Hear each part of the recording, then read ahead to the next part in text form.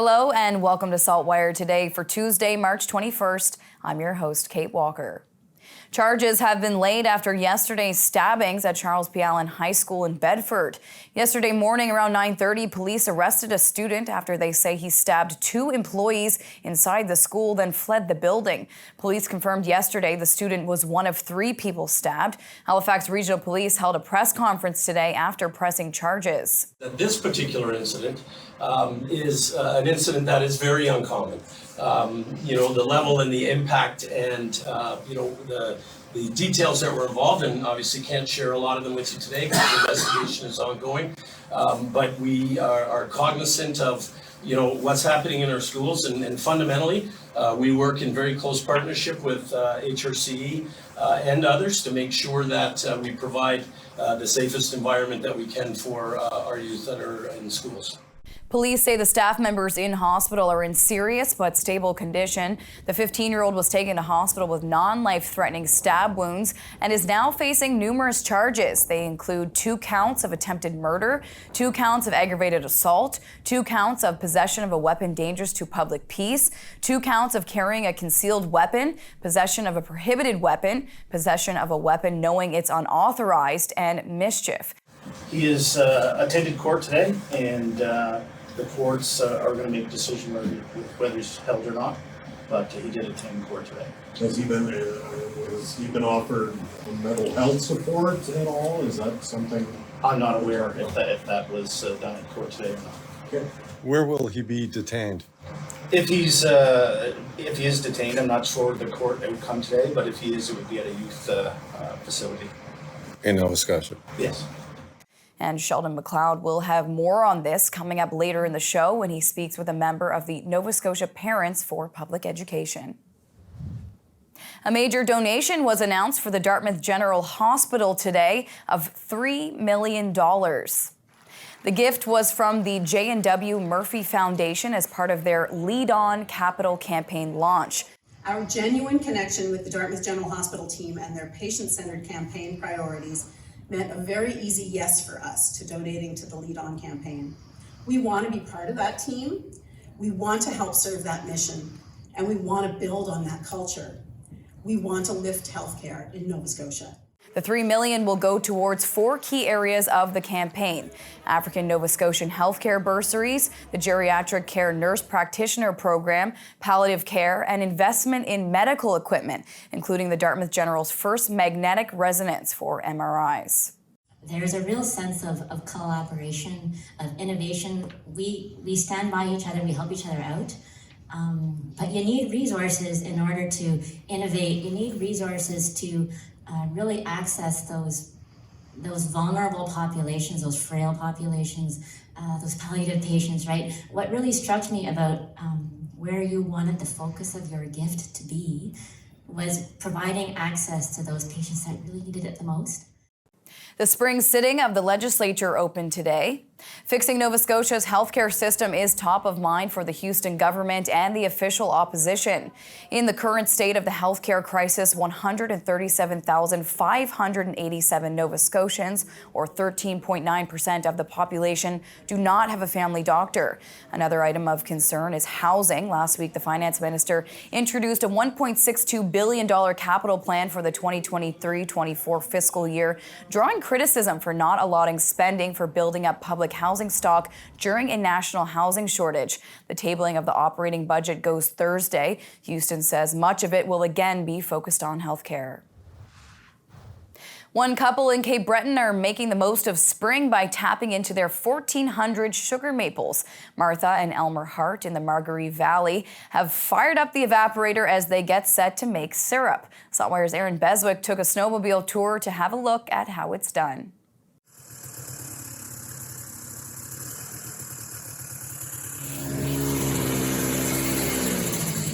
Here in days, eh? Oh, okay. It's too busy for them. On a shoulder of Cape Breton's Margaree Valley, Martha and Elmer Hart are busy harvesting last summer's sweetness. I guess around the middle of February we started to tap our 1,400 taps, and we come up and we drill the holes and we put the adapters on and tap them into the tree. You can't tap them too hard because if you do, you can split the bark and the tap will leak. So you got to be careful. The sap comes out of the tree and goes into the line that goes from one tree to the other. These are called lateral lines, and then it goes into the main line, which is just down over the hill there. The sap flows down the mountain through nearly a kilometre of plastic tubing to a reverse osmosis machine that removes half its water. From there it heads to the boiler. And by the time Martha's done with it, it will be about 40 times more concentrated than when it left the tree. If it's too thick, it'll crystallize in the bottles, and if it's too thin, it won't keep. So we go from the finishing pan to a filter machine that's run with the air compressor, and it goes through something like 9 filters or something like that, and then into the bottler, and we have 2 people bottling and somebody else capping, and yeah, and then you got labeling, and then you sell it. I'm just getting some wood ready. This is Aaron Beswick reporting for the SaltWire Network. It's time now for a glimpse of today's Thinking Out Loud with Sheldon McLeod. Today, Sheldon is speaking with Stacey Rutterham with a parent advocacy group about the way parents were failed by the communication around a school stabbing at CP Allen. How was the consensus about the way it was handled? Well, it was easy to make mistakes yesterday in the moment, and all of the information was coming from a number of different sources. Nothing was centralized. We would have liked to have had maybe a voice of authority, a voice of leadership, a voice of calm, someone who was there to make sure that the facts were being far more numerous than the rumors. There was some anger about school violence, but people really don't know what happened in that particular incident yesterday to be able to speak out about it as being simply school violence. We don't need to know all the facts. We just need to have enough facts to understand really kind of where, the safety issues are concerned as far as the children in the school were concerned and so on. And that really kind of came up a couple of times yesterday with parents saying that they got no notification from the school. And for Sheldon's full conversation, head to the opinion section of saltwire.com. Time now for the Atlantic Sports Wire, presented by Scott Squires. The 2023 University Cup has come to a conclusion, and once again, the University of New Brunswick Reds are the national champions. Joining me is SaltWire's Jason Simmons. Jason, you were there covering the event. Just give me your overall thoughts on the weekend of university hockey. Well, it was a great showcase for university hockey on Prince Edward Island, Scott. Over 22,000 fans, I believe, went through the turnstiles at the Eastlink Center in Charlottetown for the 8 games. Lots of big crowds, over 3,800 for the UPEI Alberta semifinal game on Saturday night, just under 3,700 for the UPEI Calgary game on Friday night, and great crowds, throughout the event. And they were treated to some great hockey, and of course capped off by the UNB Reds winning their 8th national championship in 16 years, which is almost unheard of at any level. And then, of course, seeing Gardner McDougall and the UNB Reds win the national championship in Charlottetown on Prince Edward Island in his home province. And along with Gardner, it's important to note too, Scott, that there's a pretty strong connection, PEI connection with UNB. Their director of scouting, Dylan Taylor, lives in Mermaid, and he's a guy, Gardner will tell you, he puts it all together. He's the key piece for us. Assistant coach Charlie Cameron, now a retired police officer in Fredericton. He grew up in King Cora and is the brother of former NHL head coach Dave Cameron. And defenseman Chris McQuaid, played with the Reds this season, and he was able to win a national championship basically in his home rink, a rink he played major junior hockey with the Charlottetown Islanders, and grew up playing hockey in as a youngster.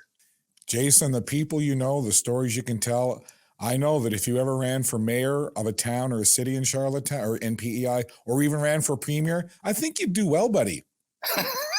I don't know if politics is in my foreseeable future, Scott. Well, you'd have my vote for sure, Jason. I appreciate that. All right. Well, you enjoy the rest of your day, and thanks for taking the time to join us here on the Atlantic Sports Wire. Great. Thank you, Scott. My pleasure.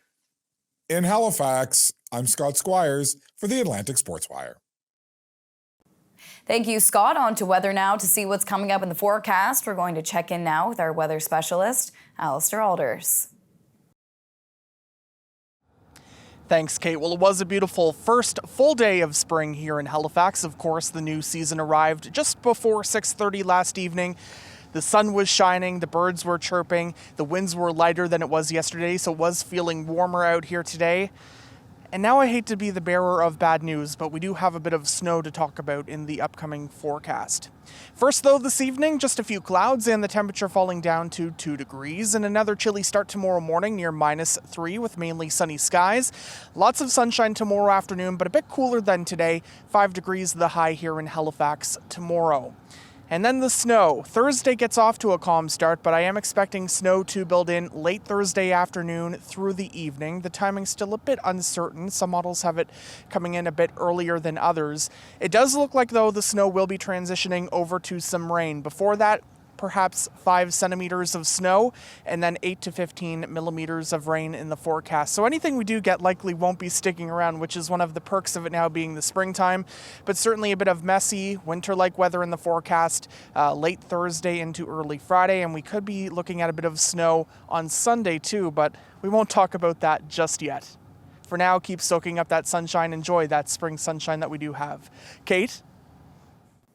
Thank you, Alistair. That's all for now. For more extended video and full online articles, stay tuned to saltwire.com, and you can find us on social media. I'm your host, Kate Walker. Thank you for joining us, and we'll see you back here tomorrow.